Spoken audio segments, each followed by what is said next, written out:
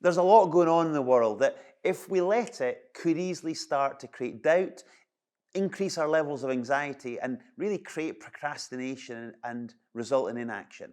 I'm not suggesting that we bury our heads in the sand or that we go all happy, clappy, positive, but the reality is there's a heck of a lot of stuff that is outside of our control.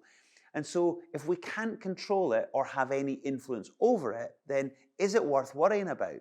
Far better, surely, to get focused on everything that we can either control or at least influence. Many of the famous sports coaches use the phrase control the controllables.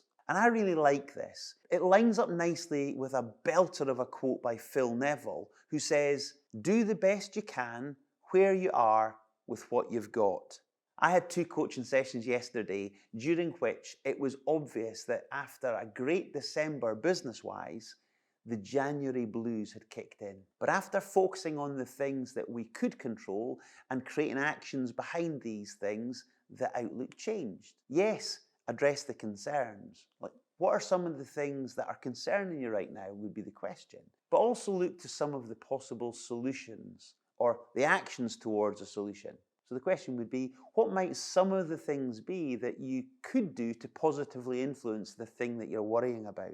Start to narrow the options so that we can create action. So of the possible actions that you could take, which ones could you start acting on now that might act like the first domino to fall onto others? In times like these, it's so important that we're hyper alert as to what influences we are allowing to get into our heads. The news, social media, negative friends, fellow industry colleagues who want to participate in a pity party are just not helpful.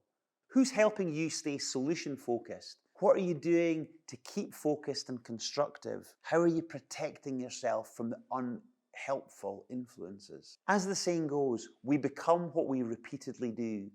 So what will happen if we keep thinking about lack, fear, and failure? Think about action, think about solutions.